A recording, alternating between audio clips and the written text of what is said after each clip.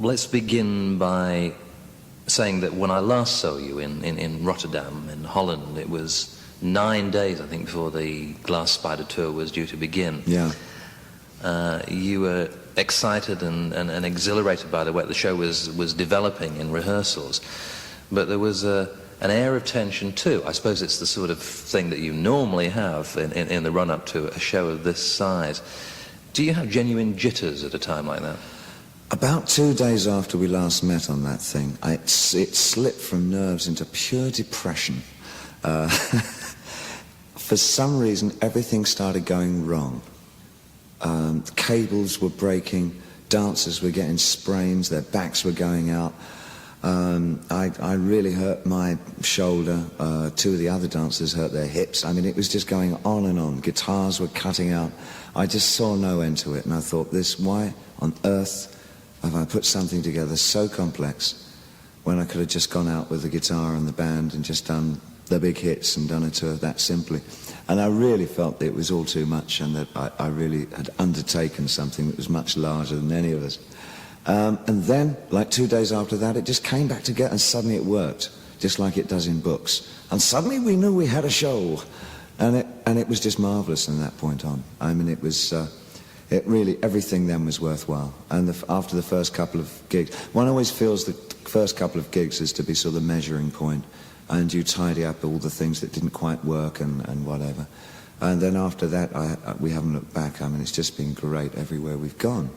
The reactions have been just what I expected. It is about a good 80% pure enjoyment, about 20% completely uncomprehending or pure dislike, which is fine, which is about what I expected, really. Well, you are doing something very different, aren't you? Yeah, I believe so. I've not seen anything like it. I mean, I've seen a lot of theatricality in rock where it's far more based, say, on a Broadway concept or sort of flash dancey looking, but nothing that really endeavoured to touch these kinds of areas of avant-garde or performance theatre and try and amalgamate that with rock. And it's quite, I guess, quite a personalised idea of what a rock and roll show should look like. And it's something that I always adored seeing. I love seeing new theatre, and I really wanted to see what would happen if you tried to combine it with rock and see if other people would dig it too, you know. Let me ask you another question about pre-tours. I mean, it's been 4 years since the Serious Moonlight tour. Do you ever between tours get to the stage where you think, my God, I'm really getting so rusty? I'm talking about the physical. Physically, no. I would hazard to say that I'm probably in much better health physically than I was in my mid-20s, 30s. I know that I personally could never have sustained a show like this when I was that age. I would have flaked out within a week, quite absolutely, because I was pretty rough on myself in those days. There's no way I could have endured it. But these days, I guess I've got a kind of a system, apart from the cigarettes, that works for me. And it's just fairly sensible training. I mean, when I'm at home, I go to the gym about 3 or 4 times a week in the mornings. And it's nothing very gargantuan, but it's enough to keep me in pretty healthy condition.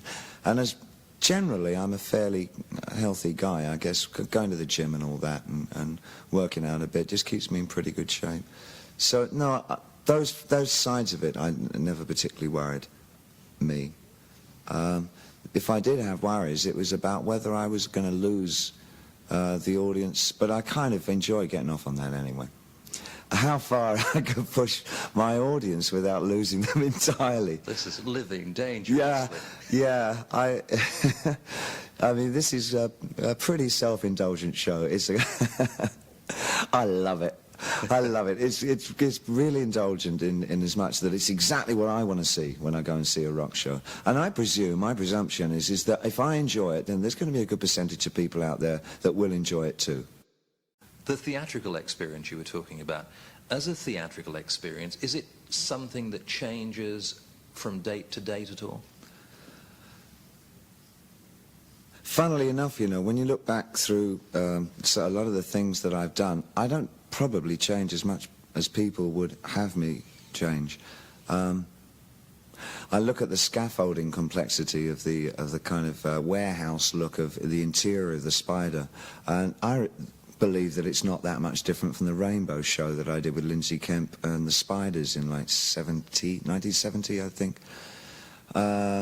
A lot of the antagonism between co-dancers and myself is reflective of the Diamond Dogs tour. There are the stark lighting effects are something that I've been with since the 1976 and the 78 tours, and the ideas of lighting stage in atmosphere rather than using blinding rock and roll lights, but to just light various areas of the stage rather than having an overall blast kind of that dominating kind of lighting that's just super huge spots beaming down, but to create little atmospheres on the stage is something that I've always worked with. So I guess there's some kind of thematic devices that I've used continually that are very much me. And the body vocabulary is not much different from what I had 15 years ago. Same kind of gestural things, and the idea of inventing a vocabulary with a body, you know, that's always been something I've always done. So it's not really that different to what I've done. It's just more expansive, I guess, a little more gregarious. There are, for those people in the know, for the David Bowie fans, elements from past performances, aren't there? I mean, Yeah, sure. The rope sequence is an adaptation of something I was doing in Diamond Dogs. What else? I've actually talked into a microphone before on stage, into a telephone rather, and that was also in Diamond Dogs. Those two, I think, are the only two things that I've sort of retrieved from the past. Now, what happened with the rest of the stuff is, I guess, I had a lot of I got a thing from Brian Eno when I was working with him in Berlin. When he woke up in the mornings, he would immediately write out his dreams, and it's a habit that I caught onto and found very instructive and quite amusing, quite frightening sometimes. And I've made the most of that kind of situation, and it's enabled me to concoct some pretty strange imagery for the songs, just out of little morning notes. Again, some of it amusing and some of it quite frightening, but some of them stick, and I've tried to capture the qualitative feeling that I had in the dream at the same time. There was a feeling of, there's this strange sequence that I saw where a girl was using a gas mask to retrieve a guy, and presumably it was myself in one dream thing, which I've now translated into one of the songs, Never Let Me Down. And it had a romantic quality that I can never quite put my finger on. It sounds a ludicrous thing. This sort of ballerina girl wandering around with a backpack on and giving me oxygen every few minutes doesn't sound particularly romantic, but there's a poignancy to it which I find quite startling, and it seems to work on stage. It's quite a moment. It's a nice moment, that one. I don't know why that works. Also, the having been bound by two of the other dancers and being retrieved from that bondage by the girl dancer at another point for Heroes also has another celebratory feel that I can't quite analyze. I can't talk about it in literal terms or understand quite why it works, but it works. But it works, mate. You know, it's strange how those things happen. One of the really essential elements in the show is the choreography, which I think you told me was by Tony Basil. Yes. How was that developed with her? Well, what we did, I worked with both Tony Basil, and I set out and drew the kinds of situations I saw taking place on stage, and then Tony would take those into choreographic terms. And stylize them in particular forms of dancing. She wanted to put in essences of street dance that were foreign to me in as much that the only thing I know about is breakdancing. I didn't know how many hybrids and other developments of street dance there were in America, which she and my present dancers explained to me and showed me. We've put into the show. So there's quite an exploration of street dance. And what I wanted to do was amalgamate that with not jazz dancing, which is the one form which seems to predominate in, say, videos or flash dance films and that kind of stuff. But I wanted to amalgamate with performance dance and European-style dances, rather things like Pina Bausch, who had a great influence on my thinking for this show, or Human Footsteps, La La La, with one of my favourite experimental dance troupes. And also we were lucky enough to work with a group called Momix, who introduced us to the idea of doing choreography on skis, which, as everyone knows, is well, one of my pet obsessions. The skiing side of it, not the choreography on skis. I never realised that you could put the two together, but they showed us how and produced the most extraordinary thing that we can do on stage with skis. So it really was, again, we've produced a hybrid of dancing which involves essential European theatre and American street dance. And I think I can't wait to video the show at the very end, because some of it is so fascinating and involved and delicate in its structure, which I'm sure can't come over even on the massive screens we use in stadiums. And it just excites me, the idea of putting it together as a video piece eventually as well. Hopefully with Tim Pope, who I've just finished working with on something else that I adored working with him. I wanted to ask you also, somebody who came to see one of the London shows suggested that this show features the ultimate David Bowie video, and he was talking about, you know, the giant screens. And I know you've always had, God knows how many years, you've had this interest in video. Were you, or have you been involved in the directing of the way that should be shot for the screens? That's hard to say. No, I don't think so. And I think just because, I think that comment would come up quite a lot, merely because you don't often see much on the video screen when you go to a stadium other than the singer singing, because there isn't actually that much happening on stage. And because of the fact that you see a lot of what's happening on the stage, on the screen, if you've not really been to the theatre much or not seen much dance, it would give you the impression that you're watching some kind of show on screen, which you would translate into terms, well, it must be a video then. But actually what you're just seeing is a televised version of a stage show. Now, I'm not quite sure how you differentiate the two. I don't really mind if people consider it a video, because if that's their reference, that's fine. I would never try and shake them from that belief. But what they are seeing, in fact, is a close-up of a stage show. Do you see what I mean? It's hard for me to... I think a lot of people, again, some of the... God, I hate to sound patronising about this, but some of the more informed critiques that I've read, who immediately recognised my influences in the show, were very particular about the fact that it had nothing to do with video, and that it had an awful lot to do with about photographing dance, which is what it is. It's very hard to photograph dance because you have to establish the master shot and then come in for details, and it's very easy to slip into just photographing details, and if you do that you don't get an overall feeling of what the dance was about in the first place. So the girl that I'm working with, Chris, is quite brilliant in a way of establishing a master shot first and then coming in for the detail work. But it is a work of incredible complexity at times, and it's very hard for her to catch what's happening on stage, which she's gradually getting. It takes a good 11 shows before, because it's a long show to get in one go. So by the time you get to the United States... I think she'll have it. She's doing pretty well at the moment, pretty well. Now, anyone who sees the show will realise the complexity of the whole thing. Yeah. But presumably the people who are listening to this now will not have had the chance of seeing the show. Yeah. I want you just to give me, fairly briefly, an idea of how complex the operation is and how it developed, you know, right at the very beginning. Yeah. Well, the seeds of this thing were the two things that I guess have the greatest interplay in my emotional life, which is aggression and romanticism, both about in equal parts. So I used that really as the premise for the entire tour. And I codified it, or used as a structural device visually, the idea of a spider, really banal kind of imagery, but it works for me. A spider is a mother figure from which all of us, all the performers, are given birth. And we come down what seems to be something between a ship's rigging and a web, which for me presented the idea of a voyage through life. And really an archetype working base on the floor, a platform, it's a circus ring upon which life is played out. So those are the three areas of performance. Within that area, the dancers represent, for me, there are 5 very distinctive characters within the dancers.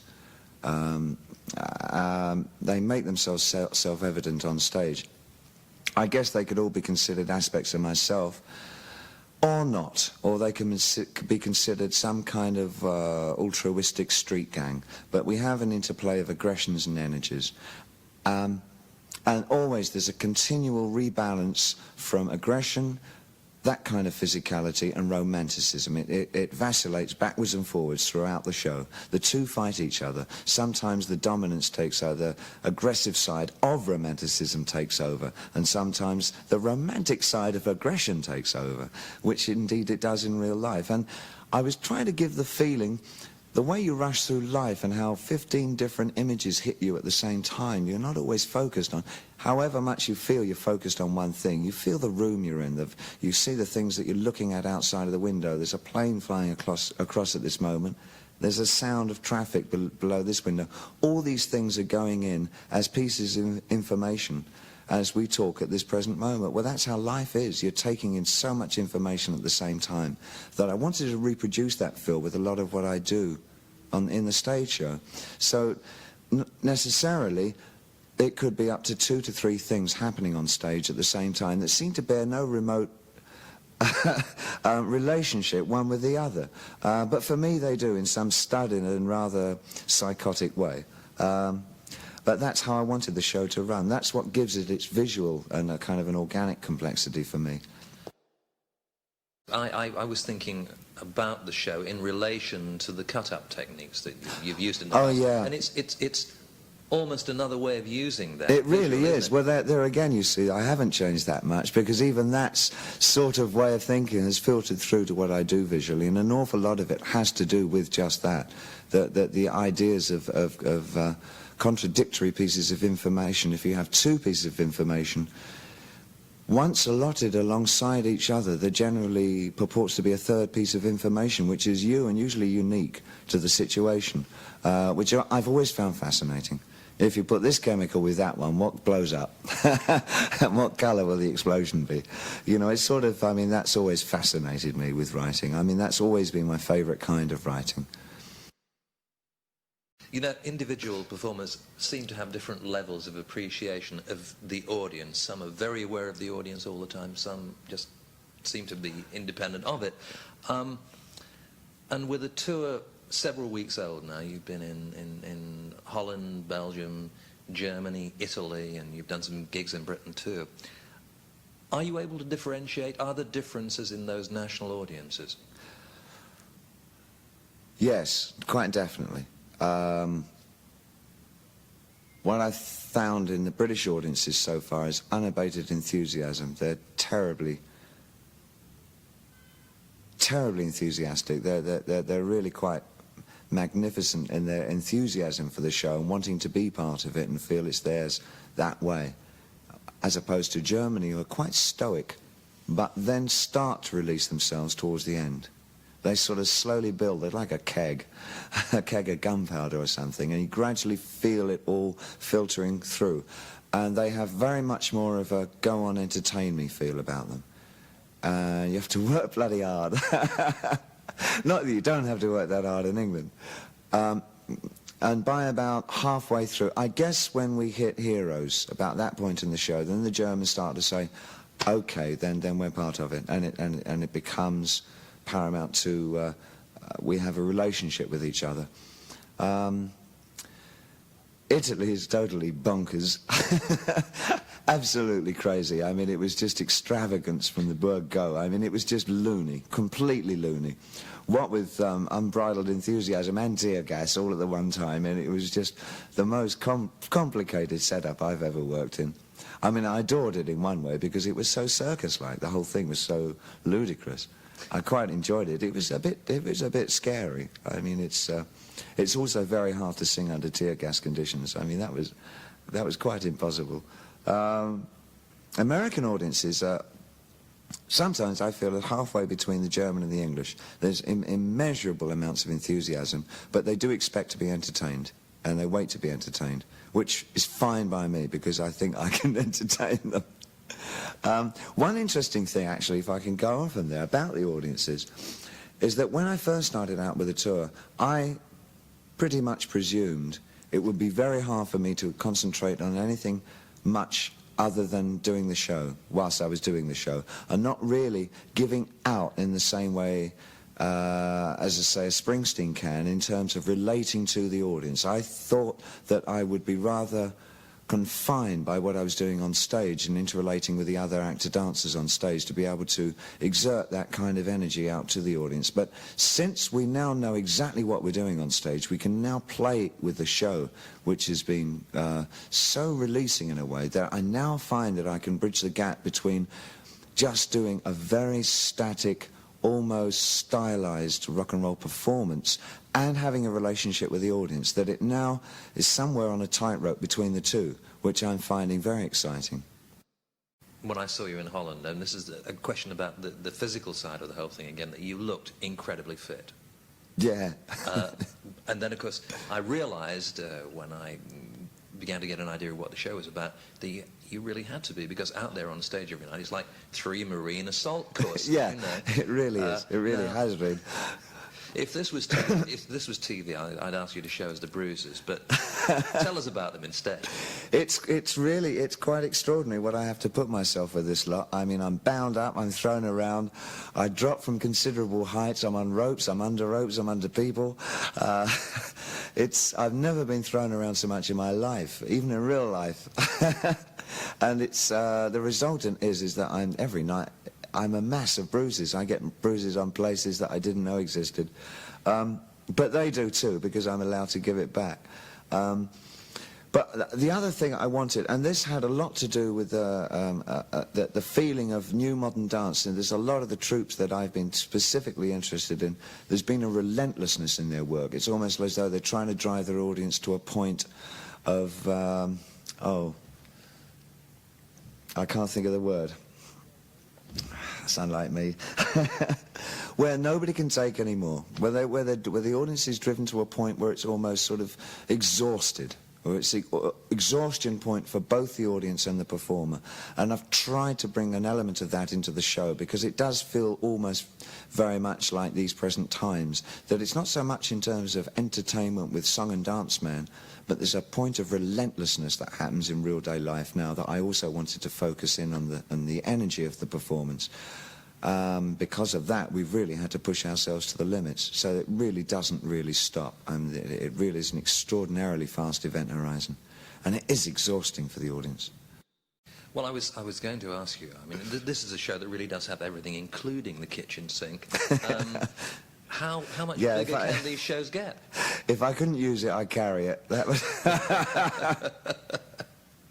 I really tried. What? How much bigger can these shows get? I think you could get bigger shows, but I'm not really sure that you could get more complex shows. I think you can use brighter lights and more special effects, but I don't think they're quite as big a statement in a way as using complex psychological incidents. And to overpower people with unconnected information is quite a challenge to take on the road. I dare say not many other bands will try this.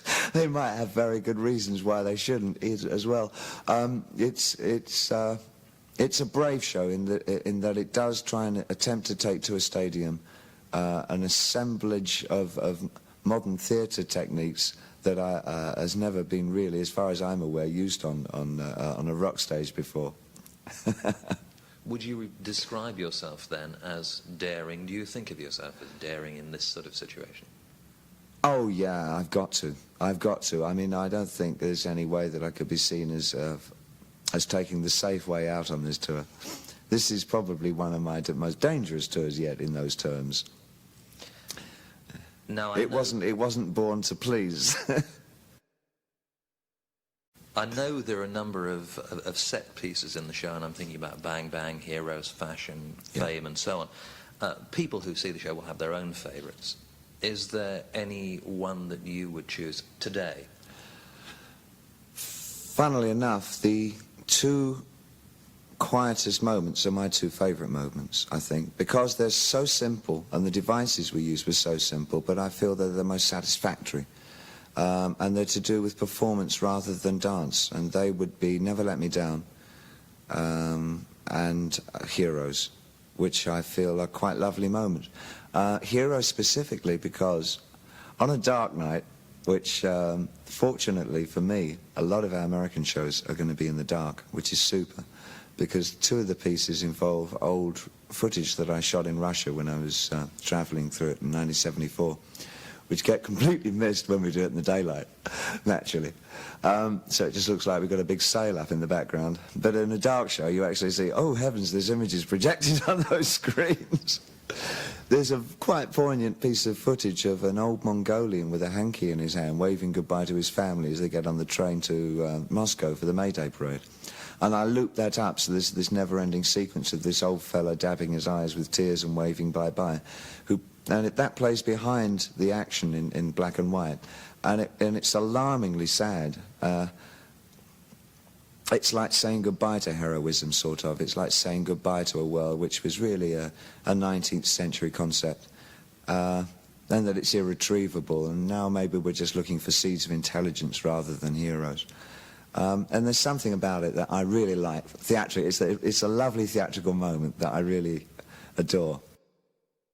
People have said that this all-singing, all-dancing extravaganza is probably going to be David Bowie's last tango. So what's the answer to that? I would suspect that I don't think I'll ever travel with anything quite this complex again. I think that's the only way I can answer that. It really, I've spent so long, it's taken quite a lot out of me, actually. Emotionally and spiritually, believe it or not. I've been working on this thing since January of this year. The rehearsals were Spartan and terribly strenuous. The logistics of getting this thing around the world are quite stupendous. I'm not sure that I'll ever be able to mount anything like this again. I'll probably drop back onto something far starker next time, if there is a next time. But I think this is, I can't really foresee me doing this something like, but I had to do this. I had to do this one last time. So maybe in those terms, yeah, it probably will be the last time I work like this on stage. So it has to be seen as being very, very unique in that sense. Oh, quite, yeah. Absolutely, yeah. David, the North American tour begins at Veterans Stadium, Philadelphia, on the 30th of July. That's next to where I think the Live Aid Stadium That's was. right, yeah. What are your feelings about touring the USA again? Again, I've never had anything but an incredibly warm feeling for the audiences I've had in America. It often surprised me, you know, when I first went to the States in the early 70s with Ziggy, who even in those days, and for what we were doing then, was really quite outrageous, and it looked pretty amazing and very off the wall. The whole tone of it was quite strange.